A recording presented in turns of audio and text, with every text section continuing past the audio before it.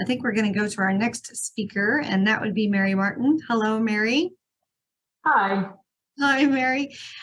So we are a little early, Mary, but I want to go ahead and get started because we do know that everyone here is being gracious with their time and offering their time to be with us today. So, Mary, I'm going to go ahead and pass the baton to you, let you talk to us about participants. Okay, great. Thank you, Elke. So good afternoon, everyone, and thanks so much for joining us today. As Elke said, my name is Mary Martin, and I'm a manager of defined contribution administration here at Definiti. And today I'm going to talk all about participants. So this includes plan eligibility requirements, long-term part-time employees, and missing participants. Okay, so keeping track of employee eligibility may be one of the most important jobs of a retirement plan sponsor. If you don't enroll people in the retirement plan when your plan document says you should, you could be breaking IRS rules for ERISA qualified plans, as well as mandates from the Department of Labor. And a well-designed retirement plan with a good participation rate can help you retain and attract employees. Definiti is here to help you navigate these complex rules of retirement plans. So next I'm going to talk about eligibility requirements for retirement plans.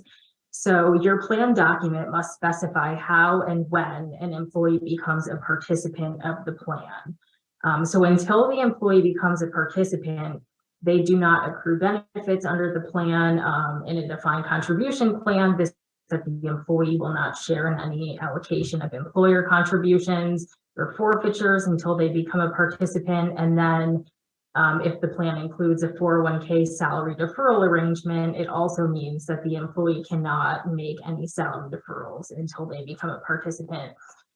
So again, your plan document will define the age and service requirement an employee must complete to become eligible to participate in the plan. So an employee cannot be older than age 21 in order to participate. So your plan document cannot define an age older than age 21. Age 21 is considered the statutory age requirement. A plan may impose a younger age requirement or no age requirement at all. So it's pretty common for a plan to impose an age requirement for the plan, such as 18 or 21 for participation. And then I also want to mention that there's no maximum age requirement. So a plan cannot exclude an employee from participating just because they've attained a certain age. So once an employee is eligible for the plan, they can continue to contribute to the plan as long as they're still employed with you. And then service requirements. So the plan will also define how long someone needs to work in order to be eligible to participate under the plan. A plan cannot require more than a year of service to participate. A year of service is considered the statutory service requirement. A plan may impose a lesser service requirement for participation. So oftentimes employers may define the service requirement as either a set number of days, months, or the year of service for participation. There is an exception to the year of service requirement. So some plans may increase the requirement for employer contributions for the plan to from 1 year to 2 years, but this is not very common because to do so, the employer contributions must be fully vested. So you cannot have a vesting schedule attached if the service requirement exceeds the 1 year. For the 401k salary deferral portion, you can never exceed the 1 year of service requirement. So plans may require both age and service conditions.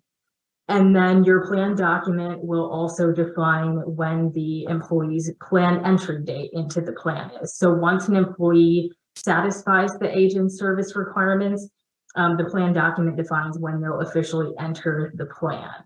So the plan entry date is when the employee becomes a participant officially, even if, as Crystal mentioned earlier during her presentation, even if they choose not to start making salary deferral contributions at the time. So a participant is anyone that's eligible to participate under the plan. And then the law sets a deadline for when an employee must become a participant for entry date purposes. So the statutory plan entry date is earlier of the first day of the plan year or 6 months following when someone meets the plan's age and service requirements.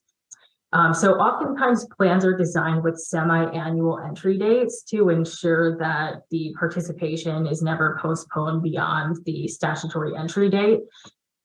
So if you have a calendar year plan, this means that your entry dates would be January 1st and July 1st.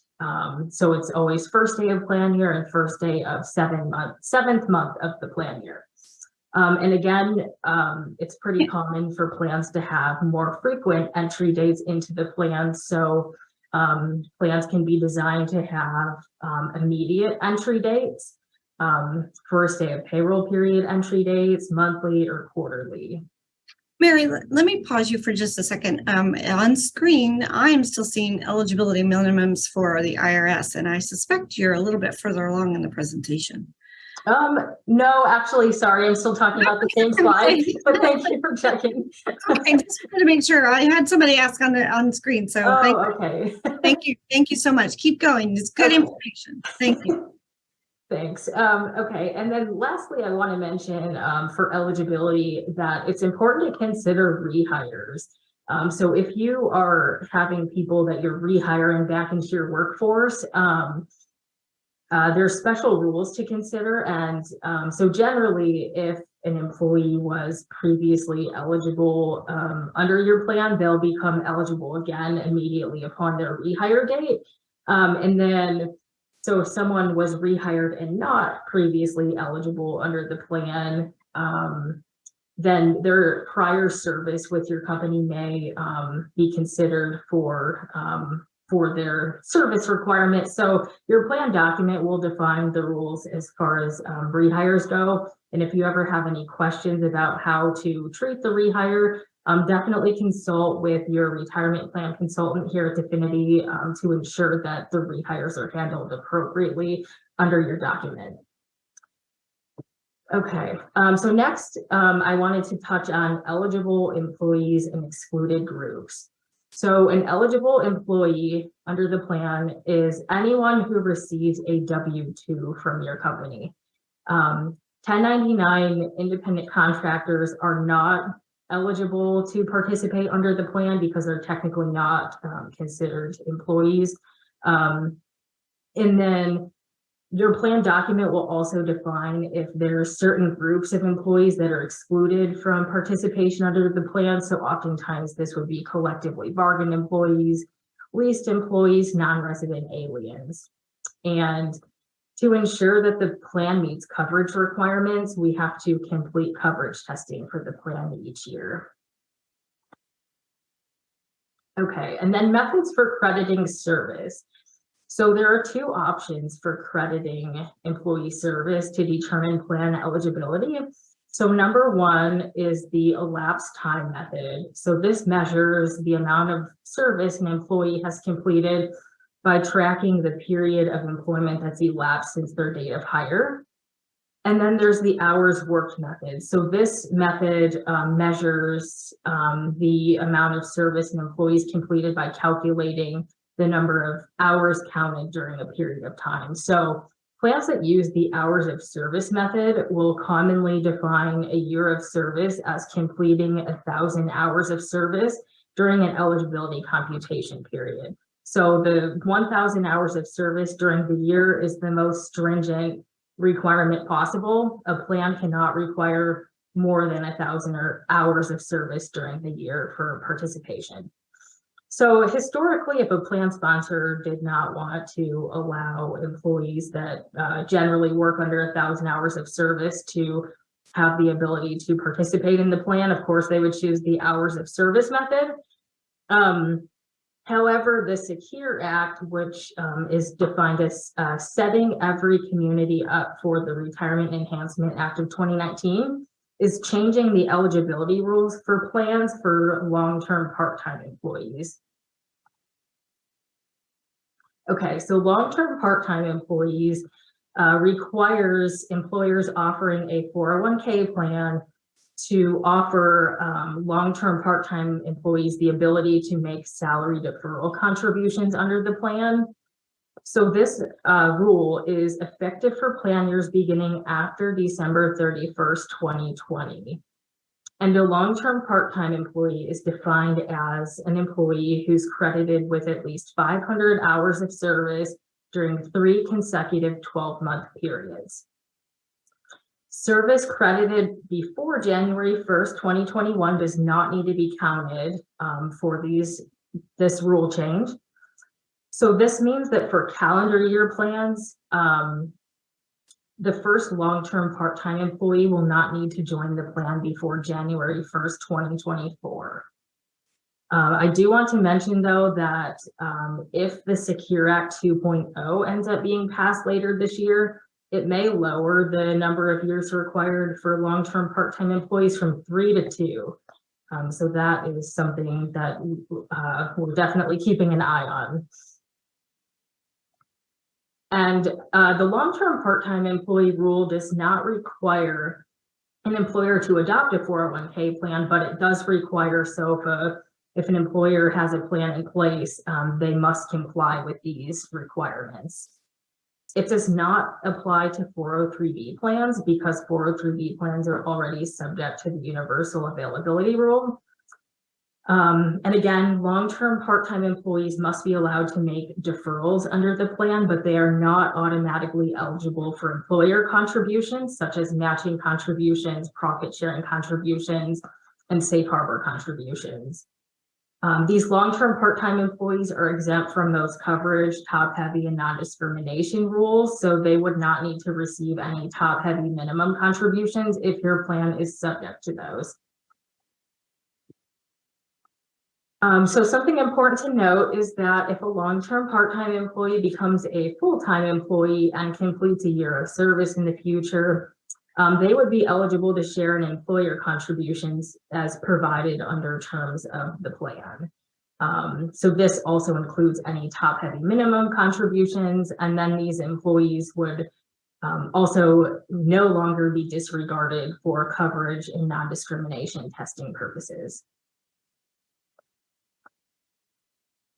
Okay, so the next few slides, I'm going to talk about some required notices that are required to be distributed to participants under the plan. So you'll notice that we have the plan sponsor link logo listed on the slides because we will be utilizing the plan sponsor link to populate these required notices to. Okay, so as employees become eligible to participate in the plan, they must be notified of the plan's existence and how to participate in the plan. So there are certain notices and disclosures that are required to be distributed to all eligible participants of the plan as they become eligible to participate in the plan, and then also on an annual basis. So again, it's very important to note that an employee is still considered a plan participant, even if they choose not to make salary deferral contributions under the plan. So first, we have our safe harbor notices. So if your plan has safe harbor contribution provisions, there is a notice requirement. So the notice describes the safe harbor provisions available under your plan and what those contributions are. And the notice must be provided to employees at least 30 days in advance of them becoming eligible for the plan. And then again, on an annual basis, at least 30 days in advance, but no more than 90 days prior to the beginning of the plan year. Okay, so next are QDIA notices. So if you have a participant directed plan, meaning that participants have the right to direct investments under the plan, and your plan has what's called a qualified default investment alternative. So this essentially means that if a participant does not make an affirmative investment election when they're becoming eligible for the plan, their contributions will automatically go into the plan's default investment. So to be considered a qualified default investment alternative, that would be either a balance fund or target date funds under the plan. So there is a notice requirement, of course, for if your plan has the QDIA provision. So the QDIA notice is required to be distributed to people as they're becoming eligible for the plan. And then again, on an annual basis for those participants that have not made an affirmative investment election under the plan. So the notice basically lets the participants know that they have the right to direct their investment under the plan, and it lets them know how they can do that. Okay, next is the automatic contribution arrangement. So if your plan has an automatic enrollment provision, participants must be provided with a notice of that provision at least 30 days in advance of them becoming eligible for the plan. So this notice lets them know that if they do not make an affirmative salary deferral election, that they will be automatically enrolled at a certain percent of their pay contribution into the plan. So it lets them know that would happen upon their plan entry date, and then how they can essentially choose a different rate or opt out if they so choose to do so. So this is also an annual requirement as well to provide the automatic enrollment notice to participants. And then lastly, we have our summary plan description. So this document summarizes the significant provisions available under your plan in a language that the average participant can understand. So it's required to be distributed to new participants within 90 days of them becoming a plan participant. And then again, whenever the SPD is updated. So if your plan document is restated, the updated SPD would need to be provided to all participants. Again, if your plan is amended to update any of your plan provisions, then a summary of material modifications, which is essentially like an addendum to your SPD, would need to be provided to participants. So whenever any of the information in the SPD has changed, essentially, and this is required to be distributed no later than 210 days after the close of the plan year in which the amendment has been adopted. Okay, next I'm going to talk about census data. So at the conclusion of each plan year, Definiti requests census data from each plan sponsor. And Crystal touched about this on her presentation as well. So the requested data consists of the information that's listed here on the screen. So a lot of basic employee information such as social security number, name, date of birth, date of hire, date of termination, date of rehire, eligible compensation under the plan, gross compensation under the plan. So if your plan excludes certain items from the plan's definition of compensation, that would be provided with the annual census request, total hours of service, and then contribution information during the year. So it's very important that we're provided with full and accurate census data every year, because this is how we determine if someone's an eligible plan participant. It also affects your compliance testing each year and investing. So extremely important that even if that we're provided data for all employees, even if someone's not eligible for the plan or they choose not to participate under the plan. And this census data collection going forward will be completed through our new plan sponsor link. So as Elke and Crystal mentioned earlier, there will be more information to come before the end of the year regarding plan sponsor link access for plan sponsors and advisors, and more information about the website. Okay, so next I want to talk about missing participants. So As a plan sponsor, it's important to keep track of all plan participants, even those that have terminated employment from your company that still have a balance in the plan, because you will need to continue to deliver required plan notices to these participants. And failure to locate a missing participants can be a breach of fiduciary duty under ERISA. Definiti does have partners that can help locate missing participants. So in the event that you have missing participants in your plan, please contact your Definiti retirement plan consultant and we'll be happy to help. Okay, so what happens if you have an error? So eligibility errors will occur across the life of a retirement plan, no matter how careful you are, oftentimes. So you might mistakenly enroll an employee earlier than they should be allowed because of a typo error in the person's date of hire or some other kind of tracking error. Or you could have an instance where you mistakenly forget to enroll the person on their plan entry date. So all of that would be considered operational errors under the plan, but they can be corrected.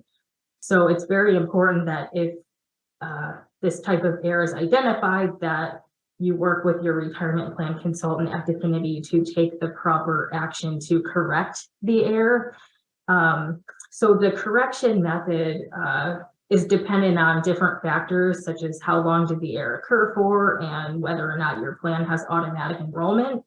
But oftentimes, so if you have a missed deferral opportunity within your plan, oftentimes there's a corrective contribution that the plan sponsor would need to make to the participant's account.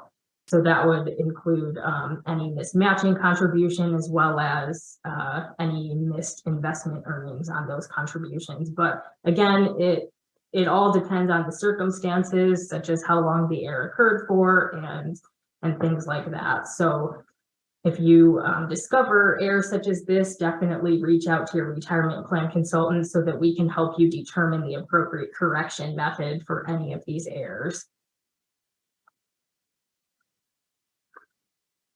Okay, so Definiti has a subsidiary called the Fiduciary Studio that can help with many of the items I discussed today. The Fiduciary Studio provides 316 services. So this means that they would have the ability to act as co-fiduciary alongside you as plan sponsor. They help plan sponsors reduce their risk by outsourcing a lot of the burden and complexity to running a retirement plan. So they provide many services, but a few of the key ones that could help with some of the items that I touched on today would be that the Fiduciary Studio can help plan sponsors calculate participant eligibility. So they would notify the plan sponsor of any newly eligible employees for the plan.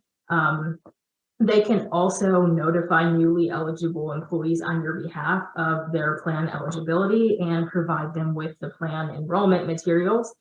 They can help you manage automatic enrollment. So if your plan has an automatic enrollment provision, they can help you determine when people would need to be automatically enrolled. If your plan has automatic enrollment with an auto escalation feature, they can also help with that. So they can help you determine when the auto increase needs to occur for participants. They can distribute participant notices on your behalf, and a couple other items that are pretty helpful that they provide, or they can review and confirm participant distributions and loans and review and sign your required government forms, so your Form 5500. So if you're interested in learning more about how the Fiduciary Studio can help and benefit your plan, please reach out to your retirement plan consultant.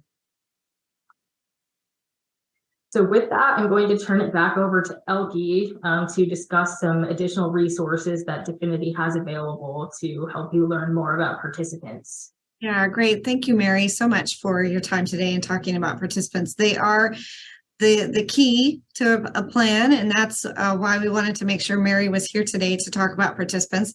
Obviously, we have the session recording, so Mary delivered a really very detailed review of participants. So I would encourage you to use this as a follow-up resource to use the session replay once it's posted. And then Mary also mentioned a couple things about our long-term part-time employees and about what happened with the different legislation that brought that into play. We do have an ERISA piece specifically about long-term part-time employees that's really helpful. And of course, she also mentioned a Secure 2.0 might change some of all that. That is something that we are watching very closely. And as soon as we know more details about any of those provisions or requirement changes, we'll be sure to let you know so that you can be up to speed. The other thing that I would share is that we recently published an article on eligibility specific for plan participants. That's also available on our Definiti.com website, so you can find that there. So all of these resources will be shared along with the links to the video. So when the video is posted, we'll also post these links here as well, so it'll be easy for you to find. So at this point, I think I'd open it up to questions and see if we have any questions from those that are present there. I did get one question, Mary, maybe you can help answer that. It's regarding Social Security numbers and the census. I suspect this will be something that we cover. Sometimes there's a discrepancy of just, do we need to include the hyphens or not? Do you have a sense about it within Plan Sponsor Link if we require the hyphens for the Social Security numbers? So within Plan Sponsor Link, I actually don't know the answer off the top of my head, but I believe I think there's a listing on Plan Sponsor Link that shows what formatting things need to be in. But I don't know for sure the answer to that question. I'm not sure either. And Jen isn't here on our call today, or else I would say, hey, Jen. So let's do this. I will follow up and share that resource whenever we post the updates to the video, if you have, if that needs to be in there. And now I have another question for you, Mary. For safe harbor notices, is that annually to all plan participants or just only to new participants when you have to send out a notice for safe harbor? It is annually to all eligible plan participants, so not just new, but all employees and participants. Yeah, so anyone who is eligible to participate. Yeah. Good. So then again, I wanted to say thanks. I know you put a lot of time and energy in preparing this deck, and thank you so much for your detail on all the information that you shared today. As I noted, participants are really important. Oh, here's one other question about Safe Harbor. Does Safe Harbor notice have to be sent to each participant's email?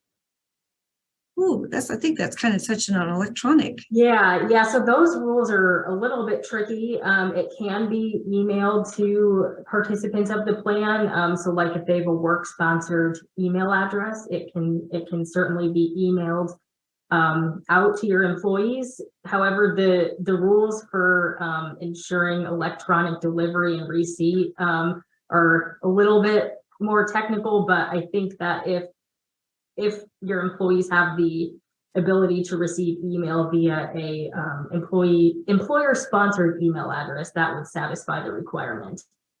Yes, I agree. Fantastic. Thanks for that question. Okay, so thank you very much, Mary. Thanks for your time and attention today. I think I'll go ahead and transition now. We'll move to our next segment. And that is really to talk to you about what's going to happen tomorrow. Thank you all for your attention today and your participation about what's happening. Tomorrow, we're going to continue with the 401k basics. We're going to talk about the perfect match. And we've talked a lot about safe harbor, but tomorrow we're actually going to talk about the different kinds of percentage matches that are available and really go into those detail a little bit more. So I hope you can come for that. And then the middle session is about adding a cash balance plan to your 401k. Perhaps after you've had a plan for a little while, your needs might change.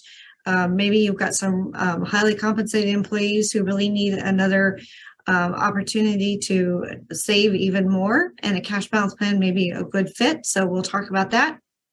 And then we will talk about loans and distributions. Show me the money. What happens when someone asks for a loan or distribution, and the different kinds of requirements that need to happen, and just a little bit about the expectation. What can you let participants know in terms of how long it would take for loans and distributions to be distributed? So bunch of great sessions tomorrow.